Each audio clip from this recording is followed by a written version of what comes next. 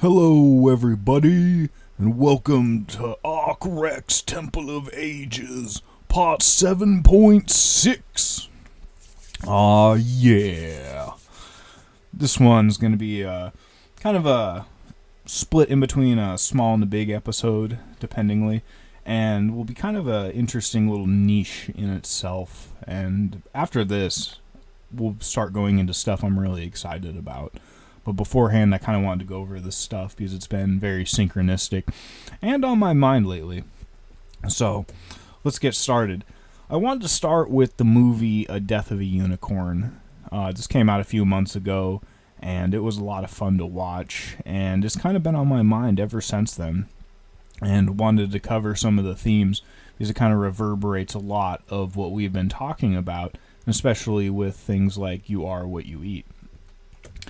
So I don't usually include the companies and the credits and all that of movies, yet this kind of stood out to me, the secret engine. Because this idea of the divine masculine or this natural occurring atomic energy that you can tap into to change reality itself and bring people back to life and all this amazing stuff can be seen as this secret engine because you have to really figure out and earn it. And if you're on the evil side, you still have to figure out and earn it, and you want to keep it a secret anyway. So it kind of, on both sides of the pond, is this thing you kind of have to seek out and figure out. But when you do, you can really start changing the world around you in the image you want to. So the movie starts out with a father and his daughter, and they're going into the mountains up north to visit this rich family. And it makes a special focus on these caves there, and that there are these unicorns in these caves up in the far north. And I've been talking about this a lot, about there might be this journey up north towards basically what we would understand as the Garden of Eden, or Hyperborea, or the center of the earth, or like the movie Journey to the Center of the Earth. Excuse me. And they run into a unicorn on the way there, and it's kind of funny because it doesn't actually die, yet they think so. And the girl and the unicorn have this kind of psychic mind connection, and its horn lights up, and you can see this kind of like as a light of consciousness or plasma and things like that. And when she touches it, it sends her on like this psychedelic trip through the mind of God. And here you can kind of see it looks like an eyeball, the observer effect. And the whole trip very much looks like it's like space nebulas and cosmoses. And you can look into the fact that neurons in the brain, what they say they look like pictures that NASA will show us. So we kind of have this as above, so below symbolism. And if she's in the mind of God right now, then it's kind of like her mind is in the mind of God, and it's this fractal repeating as above so below pattern of consciousness and remembering and recognition. And then her father bashes in the unicorn's brains because he thinks it's hurting her daughter, and he doesn't really understand. And the movie will go into this more, that the girl, she understands these unicorns. She researches them later on, and she has this link to them and these good vibrations. And her father is this very mainstream kind of NPC person who just goes along with what he's told. And I believe he's a lawyer in this, so he's very by the book. And, you know, he can't really comprehend the mythological coming to life, so his first response is just to, you know, destroy it and kill it and whack it in the head. And, you know, maybe to put his perception of putting it out of its misery. So they get to the rich people's house. They try to hide the unicorn in their car. And the rich man here in his family, he's on death's door. And he's basically passing on some of his estate to the lawyer and trying to figure out what they're going to do about it. And while they're going over all the contracts and the paperwork, he takes his glasses off because some of the unicorn blood got in his eyes. And some got on his daughter's face as well, and all her acne disappears. So wherever this unicorn blood touches, it miraculously heals it. And while they're having this conversation, the unicorn comes back to life and wakes up in his car, and they all notice it and come out and watch it. and they kill the unicorn again. He doesn't, but the rich people do. And it kind of reminds me, hey, where have we seen this story of you can't really keep the main character down and it just keeps coming back to life in a narrative way? What we think of as Jesus. And I kind of just want to go back to that. You can look at memes that this is where I keep talking about T-posing. And that's kind of the idea of the cross or Jesus on the cross. And this idea of spiritual ascension is tied to this idea of the T, or the cube unfurled and free. So the girl starts looking into unicorns because she has a memory from when she was with her mom and they went to the Met Gala and they saw all these unicorn tapestries from Europe. And it's kind of funny here because she has this own personal connection throughout time and space in her own childhood to all this. And I have the very same thing going on in my life, that I can look back to things even when I'm like 5 years old. It's like, oh wow, it kind of links up with all this stuff right now. And I didn't really put a slide in it right here, but it makes me wonder about retrocausality. Because if I'm focusing on it right now, maybe that's affecting my past. And it's kind of hard to perceive it like that, or for humans to perceive it like that, while we're just going through time in one direction. That, if you're on a CD and the CD's changing, or the movie's changing, then it would affect the beginning and the end as it's affecting where you're viewing it in time. So, and just back to this picture right here with the unicorn, especially that these tapestries were about finding unicorns and trapping them so human beings could benefit off the unicorns and their magical powers by trapping them. And when they got trapped, the unicorns would rise up against the humans and reset the balance. And these unicorns come from these caves, and when the sky glows with all this plasma and these tentacles that kind of almost look like Cthulhu, that's when the unicorns come back. And this movie relates that to the aurora borealis, or the lights or the plasma in the sky, because if you look it up, even mainstream, it's literally plasma in the sky coming from the north, which, if that is the Garden of Eden or Hyperborea and all that, that kind of makes sense, that all this life-giving plasma that allows you to live like 1,000 years, like it says in the Bible, or eternal life, or the fountain of youth, that it would be able to go through plasma because that's just pure energy that can bring anything to life, or at least that's the theory here anyway. And I've been kind of watching the NOAA Aurora Borealis forecast and just kind of watching as it just blips a little bit closer and closer to where I live. And right now, the red line is right basically where I live. So the last few months, the aurora finally got to where I am. And I haven't seen it yet because, we're still on the periphery yet. I kind of wonder if when I finally see the Aurora Borealis where I am, these things will start to happen more and more in my life. It seems oddly synchronistic. So the rich people call in the doctors and all the scientists because they really want to figure this out. They've seen, kind of the magic come to life, and now they want to figure out the science behind the magic.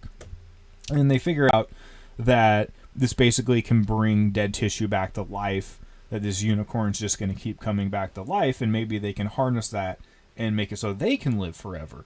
Yet, if you look at this is a very vampiric way to look at it. They're going to trap this being and literally suck its blood out and its, bones and marrow and body tissue so that they can live forever. Because they don't want to die. So the rich guy's basically dying right here, but they give him one last injection with the magic unicorn blood. And all of a sudden he's walking around and he has all his energy back and it's like he's 20 years younger. And everyone's like, oh my gosh. And the little girl's coming out and she printed off all these tapestries and she's trying to tell them, like, hey, I've been researching this and we shouldn't be messing with these things, because when you try to vampirize the unicorns or these mythological beings or, the generative moral goodness and force of the universe, it might snap back at you. That karma might catch up to you. Yet when she tries to tell all these rich materialistic people, it actually inspires them how they can market research and further vampirize this unicorn.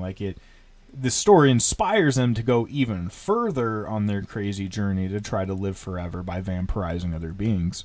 And the father here of that family is eating a unicorn steak here. And the little girl's just like, oh my gosh, oh my goodness.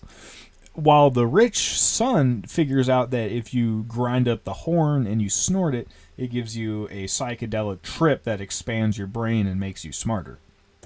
So it's kind of like both sides of consuming. Like, any part of this being you consume will make your life better or further enhance your abilities.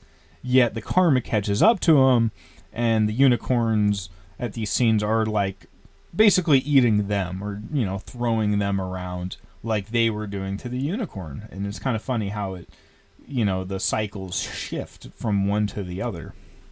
And the father of the little daughter makes the ultimate sacrifice to save the little unicorn and dies. Yet the unicorns, they bring their powers together, and you can see the horns of the unicorn almost like the divine masculine, that magic sword, or the obelisk, if you will. And that when they put those together, they can make this light and this energy that they can use to heal, and he himself gets to see into the mind of God.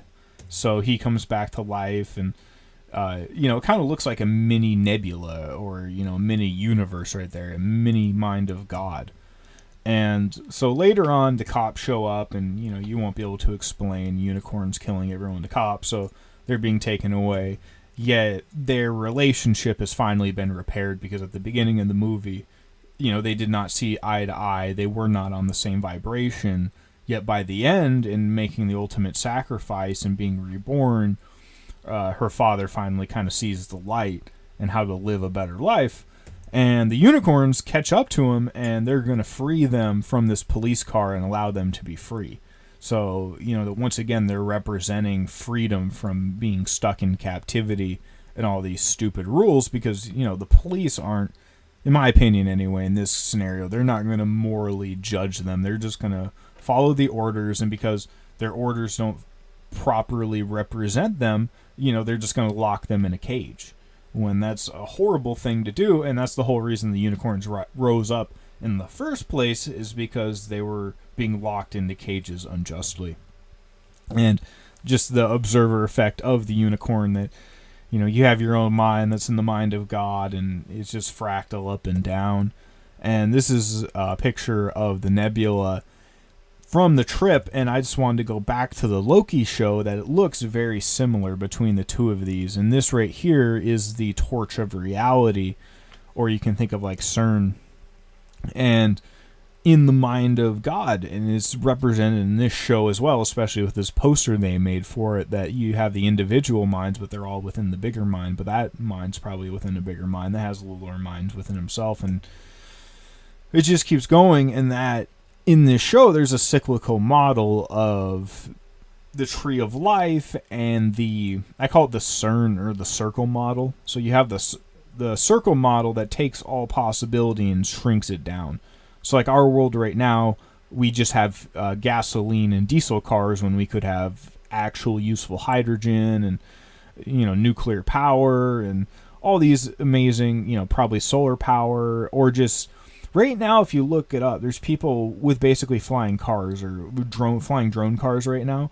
We could have had those 30 years ago and been flying around anywhere we want on Earth with all this freedom and awesomeness, yet we don't get any of that because it's all being taken away by what we see as rich people. And like I said, last episode I was talking about anime girls and the divine care, and how they're taking that, but it's with everything, with technology, with the food, with the medicine, anything that's really good, they're hiding away for themselves and just leaving the scraps, and not only the scraps, but actively poisoning us so we become stupider, so we're easy to control. So it's just, and back to that consuming.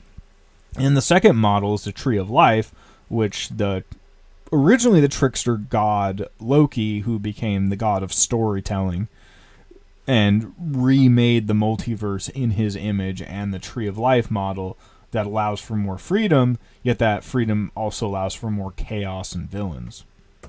And all that possibility meeting up as one instead of it just being a singular timeline where nothing new happens, kind of like our world right now. Yet, if all these monsters and superheroes and magic pop up, that's like the Tree of Life model.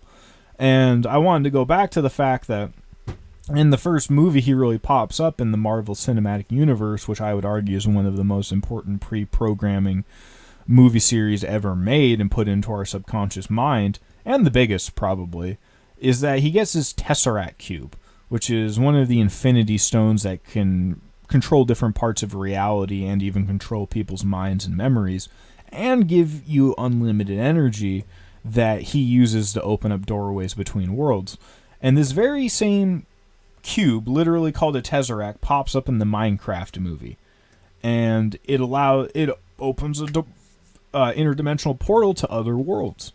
And they make a point that it has to do with mines and miners. And we can look at our world and how the elite prey on the young and innocent, because they're also called miners. And they're using that energy to dig into reality and change it, like a miner would. Or in Lord of the Rings, when the dwarves dug too deep and they unleashed the Balrog. And we have bit mining, which is similar to Minecraft, that we're using the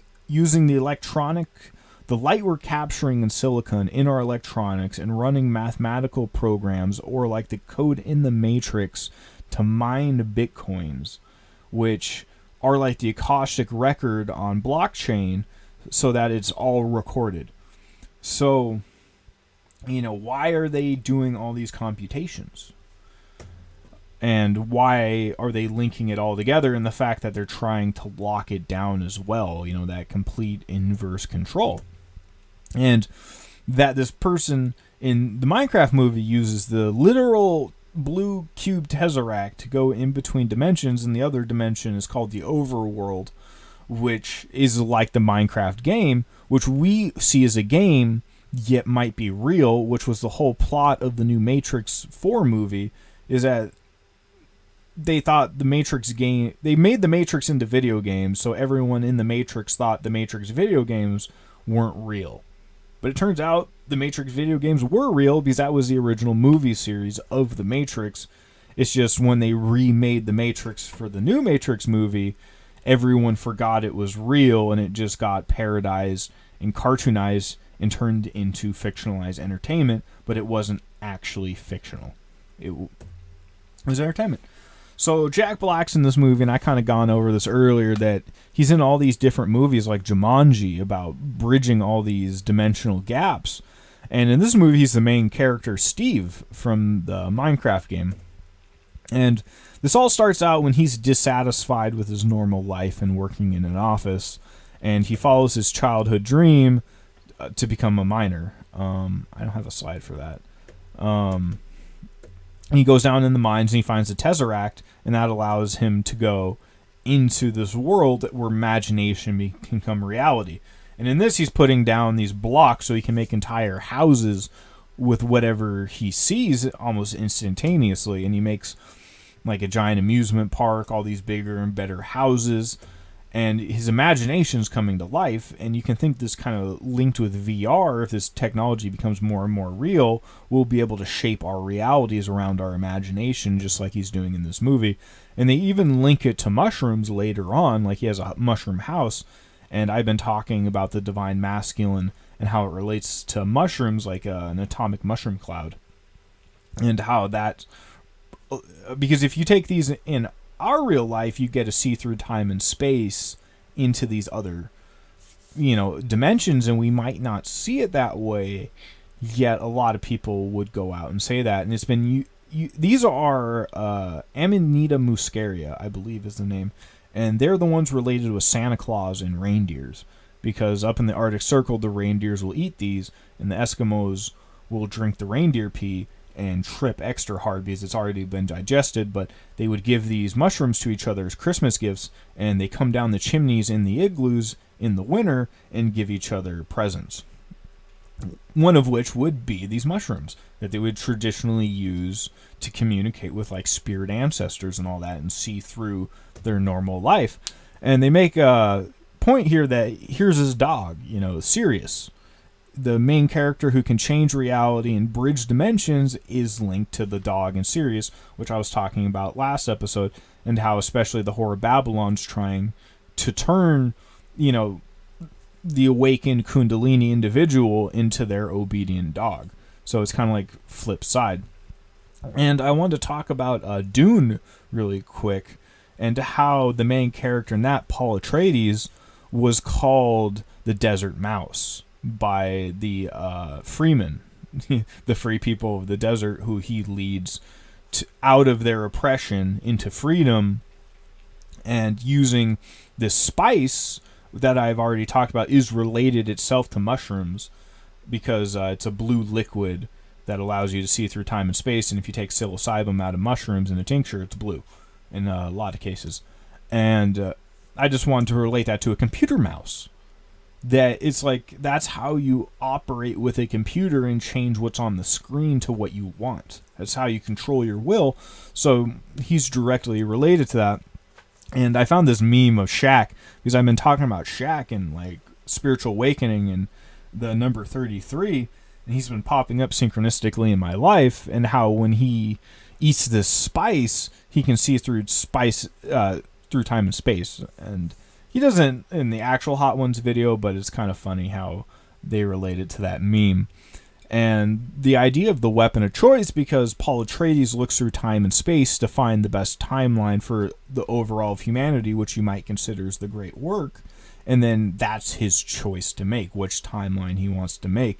And that's what is the ultimate difference, which side of the Kundalini experience he wants. Is he can use it for good or bad, because in the end, it's just energy being directed by willpower and the story being created. And Shaq, what's he doing with all this spiritual awakening? Oh, he's being a movie star, and he made little gummies of himself. And it kind of just made me think, we're talking about all this consuming, and you are what you eat, and just the idea of like the sacrament you eat, and the wine being the blood of Jesus. We're really latched onto this idea of eating personifications of people, which is very interesting. And if you look at it, that might be how it relates to the evil, negative, vampiric hive mind, is that that's how they propagate themselves. Because if you are what you eat, and you're eating little Shaqs, that means Shaq, you're becoming more like Shaq. And if Shaq's a vampire that wants to live forever, which, just going along with a theory here, then that would kind of check out and go along with the idea, because where attention goes, energy flows. So, I was kind of talking about this earlier, that, if you look at the idea of the chicken, or what came first, the chicken or the egg. So if you look at the chicken kind of like this divine masculine, this zombie is guiding it. And guiding what should be natural into something else. And taking control of it like a parasitical entity. And I just want to take a minute here. This is like a big meme in Minecraft. This is called a sheep station, where a sheep gets molested by an automatic machine, and people see this as entertaining. And they even made, it's not in the movie, but they've made a Photoshopped version of the movie. But yet, this meme brought more to life.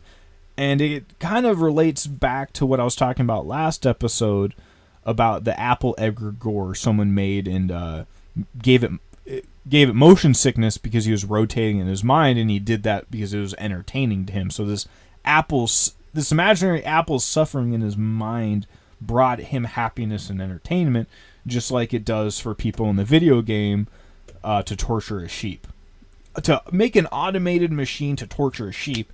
Yet the idea was, if you were that sheep, you'd be wondering why these higher powers were making a machine to torture you. And this is that AI video I was talking about a few videos ago called Surrender, where they were relating people to sheep and what they want to do with the sheep.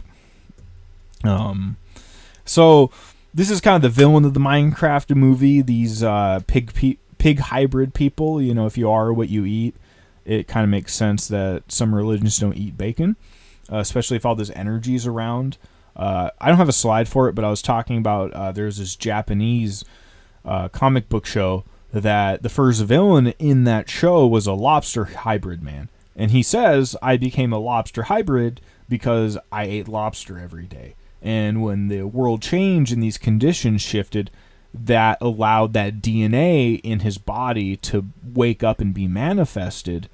And he became this hybrid being, which is maybe why we had all these hybrid beings in mythology and antiquity, yet also why we have all these sayings like you are what you eat. And, so many religions focus on that as well. And these pig people are trying to bridge a doorway between worlds so they can invade the real world, or our world, from their world. And they can just keep taking over dimensions because that's what they want to do. And that's the same plot as the Marvel movies, is when they get this Tesseract, Loki opens up a door in space and time with the 8-pointed CERN device right there. And if you look up CERN, and I had it way back in the original slides, in the first couple ones, that CERN and this basically look identical. And outside of CERN is Shiva, I believe the goddess of death in this one. And cyclical recycling through clearing the dead wood through death is the idea anyway. Or to create all this chaos so they can bring their order and their own timeline out of all this and what they want. And that kind of brings me back to Plato's Titanic, that they're trying to pump all this into our brains because they're not actually driving the ship. We are. Yet they've set it up through all these different strings and societal manipulations that the average person's being drawn towards this future that they wouldn't have naturally chosen in the first place. Yeah, they're being subtly manipulated. And that's why I want to talk so much about like self-sufficient hobbit homes and food production, even in a world that's getting crazier and crazier by the day, and that might have vampires around it as you start to shine, or as we start to shine our light more and more, if that's going to start happening. And I kind of wanted to talk about this actor, William Dafoe, right here, and this meme I really like, that I kind of felt the same way that back in the day, that like, hey, I'm recycling, I'm saving the world, and how innocent I felt, and the reality of the modern world where you find out that there's forever plastics and everything, and every single sperm sample taken by people has microplastics, and it's all over in our body. And also, I don't have slides for it, and I'll make a presentation later, that one of the driving factors of me wanting to make food production and these self-sufficient homes is that I never have to eat food that's touched plastic again. Because right now, if I go to the store and I get anything, almost anything's going to be touching plastic. There's a few things that, they might be in glass, yet the vast majority, especially if you're talking about meats or like dairy or like cheese products or certain vegetables, like most vegetables, you put in a plastic bag.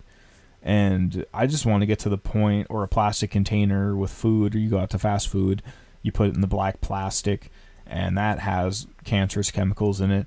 Or how they said that almost all the black plastic kitchen utensils are cancer causing, and deploying microplastics everywhere. And the same thing with Teflon, made by DuPont, and all these things like that. And how none of that was actually a mistake, and they knew the entire time the damage it was causing, and they just wanted to do it to make more money. And not only that, but I believe to weaken the human body and spirit, and also bridge this gap to silicon. Because if they want to have AI beings made out of silicon and have us merge with it, the first step would be putting more plastic into us, kind of like they're doing. Ooh, that was kind of a tangent there. So I wanted to talk about the movie Steve Zissou first, before I get into The Lighthouse. And this is a movie with Bill Murray, and right here he kind of has the apple and the whale behind him, and you can kind of imagine that, like, they don't mean it in the symbolism of the scene, but you can kind of see it in the way that he might be in the whale's dream. He's in the mind of a whale, yet he doesn't realize he is, kind of like Neo doesn't realize he's in the Matrix inside of a machine mind. at the beginning of the movie, but then he kind of figures it out as he goes, or in duality. And in this movie, it's kind of interesting because a lot of the animals are kind of claymation. So they're not actually real, yet it's kind of bridging this idea of what if your imagination did come to life, and maybe they live in this mystical world, and they're going after this big shark that no one thinks exists. Yet he saw it, so he's going after it to prove it, and there's kind of all this symbolism with it, and dolphins. And I kind of wanted to get to the lighthouse after this. So this is one of the most haunting movies I've ever seen, because it just sticks so much to my life. And these ideas, yet being the cautionary tale, because the movie doesn't end very well. So it follows this main character right here as he goes to work on the lighthouse. And when he gets there, he finds this totem of a mermaid left by the previous person, and he becomes unnaturally fixated with it in a lustful way. And he continually is focusing on it more and more as the movie goes on. And we can relate this, at least with me, with adult entertainment and things like that online. And, 18 plus images, and how if what we're putting in our mind is coming to life, then that's part of it as well. And that he is kind of manifesting his own doom by doing this. And I'll kind of go into this in a minute. And this whole movie is about the Prometheus lore. And it says there is enchantment in the light. And this idea of seeking the light, the truth, this divine masculine to bring your imagination to life, and how that can go wrong.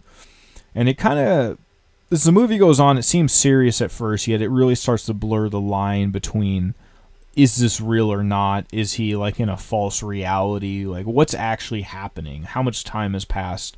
And they really start trying to confuse the viewer as everything starts going to chaos. They get trapped in this storm, so they can't leave, and they start going crazy, and he starts thinking his boss is this tentacle monster, or a evil Poseidon water god.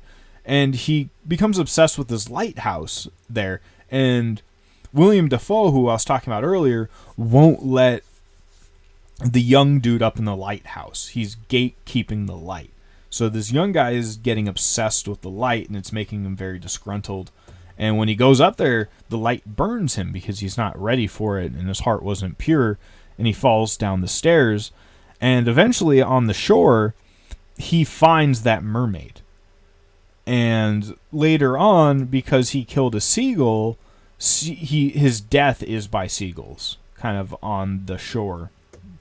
And it's kind of this cyclical cycle of what he put his attention to eventually came to life and flipped the odds on him. So he spent all this time looking at this totem of a mermaid, and here I kind of have that comparison right now, that on the surface it looks good, but underneath it is just death. And it's the same with the rest of the movie, and it finally catches up with him at the end. And he just, he gets stuck with a painful end that doesn't go anywhere, and he doesn't really learn his lesson. And I kind of wanted to bring that back to Austin Powers, because in that movie, in the second movie, they have the evil headquarters in Seattle, and they make a point that they started Starbucks, and that's funding their evil empire. And I kind of wanted to bring that back to the idea of the mermaid, because that was, at least in Lighthouse, the precursor of this evil coming to life, almost kind of like the unicorn was in that previous movie. And I'm not saying unicorns or mermaids are bad, it's just more of the idea of the supernatural coming to life, or the imagination coming to life, what you thought wasn't real becoming real. And that's kind of both sides of it, that he picked the bad side, yet in the unicorn movie they picked the good side. And I was making a point in the last presentation that there was a meme when I was talking about the Five Nights at Freddy and those animatronic bears that want to trap you in their own false reality, that there was a meme about Starbucks and the animatronics, and it said, "We'll see you soon." And it made me think of the lighthouse and the scene in Austin Powers, because it's this idea of the mermaid bringing us closer. And this too becoming one. And this brings me to this movie called Annihilation, which is all about this, where this meteor lands by a lighthouse in Maine, and it starts warping reality around it. And whoever they send into this bubble, they call it the shimmer, they don't come out. So they keep sending people in, and eventually they send in a team of women. And when they get inside the shimmer, they start losing sense of time and where they are, and their memories start getting fuddled up. It's just like pure chaos. And they start finding all these animal hybrids, like this is a shark and an alligator put together. This is a person where the fungus kind of exploded and grew way faster because there was all this energy there. And earlier I was talking about this fungal hive mind. And I don't think this will happen to everyone, and I'll talk about this more later in further presentations. I just think if you're weak and all this energy gets turned on, you can't control your own vibe, then other things inside of you might be able to take over and change your outer image. And like this lady decides to become a plant, and all these people became plants because that's what their vibe was. And in these changed physics of their environment, that they could actually become what their thoughts were. So finally, Natalie Portman is the last one left, and she gets to this lighthouse, and there's all this crazy crystalline structures everywhere, like everything's twisting in on itself. And she finds this red plasma wave in the basement of the lighthouse. And this plasma wave mimics her in every way. And it also looks like the mind of God. Like if you remember the unicorn movie, when she stares into it, it looks very similar to all these neurons firing off. And this being is mimicking her in every way possible. It's basically a doppelganger downloading her personality and saving it, and it even copies her like image. And you can see in the background, that's a dude who used white phosphorus to burn himself so that this entity couldn't do this to him. Kind of like I was talking earlier with vampires. Like, he didn't let this merging happen and took himself out of the equation before that. And I believe she does basically the same thing. I'm kind of hazy on the ending, but basically it's implied that that being, that plasma shape-shifting being that now looks like Natalie Portman, was the one that got out and not the real version. And goes back out into the world, kind of like I was talking about with Skinwalkers the last time. But we can also follow this theme with The Thing and also Invasion of the Body Snatchers. This idea of this interdimensional thing that comes here, takes over a body, tries to look like us, and then tries to go back into society so it can take over more people and trap them in its own hive mind. And this kind of brings me to the Dark Forest theory, that this is a mainstream theory, that one of the reasons why there isn't more life out there is because it's hiding. Because when you turn on that light, when you shine your light, there's a whole bunch of stuff waiting in that forest to try to take it. And, that might be a cautionary tale, and that was in one of the original videos I have of this is a music video that had Operation Bluebeam in it. And when they open up this Stargate, this red plasma Stargate, the horse of the apocalypse stands out, and then you see all the angels in the sky, and it's saying, hey, when we opened up this plasma gate, it brought down the veil between worlds, and now we can see the spiritual dimension we didn't think was real, and now it's merging with our reality. So I want to talk about this guy. He has this YouTube channel where he goes to all these different places in the world and eats all these crazy and disgusting foods. And I especially wanted to focus on this one about hornets. It was a very weird synchronistic video. So in the very beginning, he has this weird AI video of, he's kind of describing, because he's describing these suits you have to put on look very dystopian. So he's kind of coming up with this story to match the dystopian look of these suits he's going to put on. And he uses AI to kind of come up with the art. And saying like these suits, you feel like you're going into another world, a world where Bill Gates and the WEF have taken complete control and have finally forced us into a collectivist hornet farm. So he's comparing the human race to this hornet farm and how the richest among us are farming us like bees. So he says this thing's like a spacesuit, when he's putting it on, because it has ventilation on it because they're in like a 90, 100 degree weather, and they're going to be working with all these bees for hours, so they need ventilation, all this stuff. So they have to put on these specialized suits to go do this. And you can imagine like UFOs and aliens wearing suits and stuff like that. That maybe that's just a fractal way of that, and how we need suits to go into the abyss or into space as we know it as well.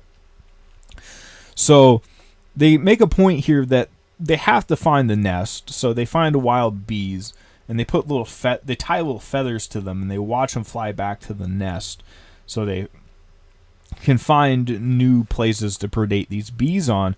And once they find these nests, sometimes they'll take parts of them and move them back to their villages so they can make these artificial self-made perpetual bee farms.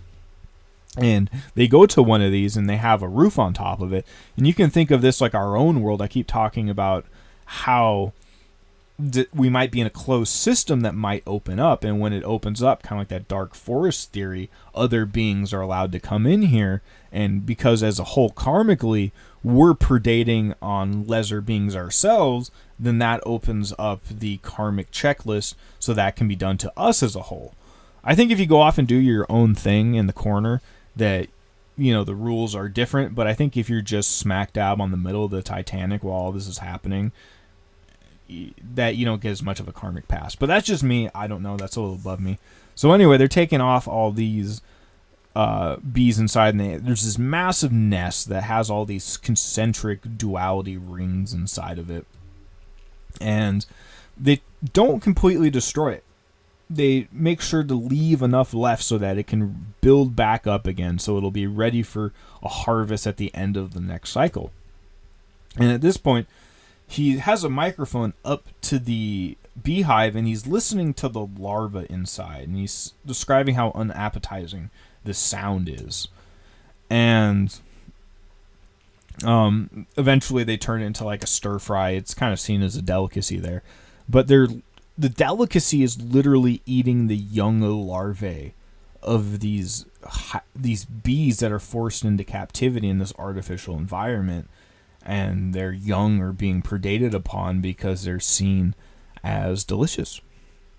And I kind of wanted to briefly talk here about figs, because every fig that reaches maturation has a dead wasp inside of it, because that's these wasps' lifespan. And it's just so weird and artificial to me that, like, there's figs and these wasps will go in the figs, rip off their wings, lay a whole bunch of eggs, and then the whole thing starts over again. And for this fruit, it's related to bee sacrifice. And how to have this awesome fruit, it's based on death in eating these beings. And I kind of wanted to go back to the idea of giant insects right now, that there's these giant fossils everywhere of these giant insects, because there used to be over 3 times as much oxygen in the environment. So if you added all these if you added the oxygen back, because let's say the pressure cooker opened up again and all these gases came back in, then it would lead to gigantism again, and also people living really long, which is the original story of the Bible. It's just that because we've been in a closed system for so long, and we've been breathing the same air for so long, we're running low on stuff, so all the animals are becoming small. That's the idea and the theory anyway. So I wanted to talk about the tarantula hawk wasp right now, because this is a bee that needs to lay its young inside of tarantulas. So it's basically like the alien xenomorph, that it needs another being to propagate itself. And this is a meme from one of my favorite games, the Fallout universe, that because there's all this radiation, things grow giant. So one of the most dangerous things in that world is the giant tarantula hawk wasp. And I just kind of find that funny. And here's another meme of that if this world's different, then a lot of people are going to want to live up north. Because if you live down south, there's just going to be giant insects and plants and monsters everywhere. And up north, you know, there's not giant insects everywhere. So that's kind of, because I do not want to deal with giant insects and spiders. But leaving that behind, back to the idea of bees. bees and their hives, and them being, these artificial beings, and Freemasonry, and how they have beehive symbolism everywhere, that they are the keepers of this beehive and manipulating our very society itself. And just briefly, the bee movie, that in this movie there's this sentient bee that she can talk to. And the idea also, if you take it further, if you have all this energy everywhere, that you kind of have telepathy as well. So you might be able to talk with animals as well. And that would make sense in this movie and not be so crazy anymore. And kind of back to Kronos as well, that you can have the negative side of the beehive where you feed on their young to perpetuate yourself, instead of, making not eating their young. That'd be better. Kind of right here. They don't have to do this part. They could have just made an awesome beehive for the bees and taken a little bit of the excess in a really humane way and not eaten their young, and given the honey to everybody so everyone could thrive, and not just them eating everyone's children. Just my thoughts. I kind of want to talk about the movie Sausage Party, because it kind of follows this idea that in this movie the food is sentient, but the humans can't see that because there's this veil and barrier, yet the food they're actually eating has some sentience. And I'm not sure our food has full sentience right now. Like I said, I think that might be at the end of the system. Yet when we go back further, maybe it will. I don't know. That one's a bit trippy. Yet I kind of want to talk here. I found this short on YouTube where this guy is basically peeling I believe they call these a slipper lobster. And the first comment says, "Do you think one day aliens far bigger than us will record serene YouTube shorts while tearing our bodies apart for dipping into sauces?" And also one, that face hugger sure looks good. So kind of that idea back to these alien propagation, but also, if we're doing this to lesser beings because we live in a consumeristic environment, what's going to happen to us when these aliens come in? And I found this other AI video of what if humans and animals switched roles. And, here is a cow butcher shop butchering humans, and chickens buying humans in saran wrap.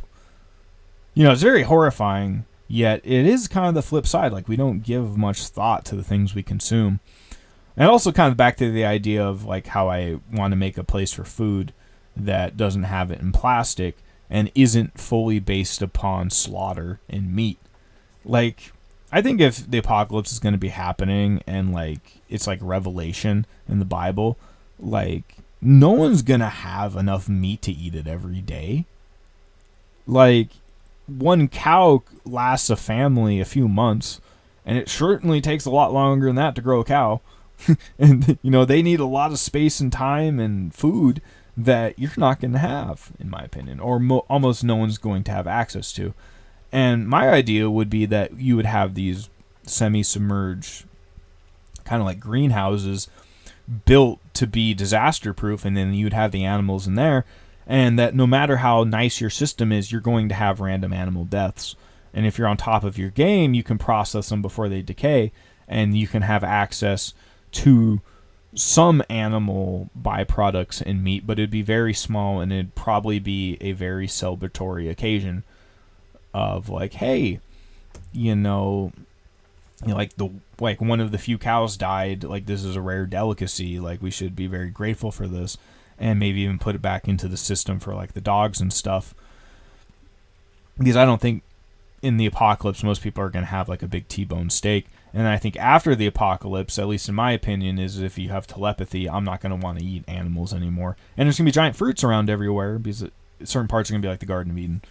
So you won't have to, and it'll be completely a moral choice. And kind of back to the Door Brother video again about sheep so slaughter there. I want to talk about the movie The Crazies real quick, because they had this plane land in the water, and it had all these chemicals in it that started turning people into zombies. And it was related that the stuff in the plane was the stuff they were putting into the sky. And this starts turning everyone crazy and into zombies and things like that.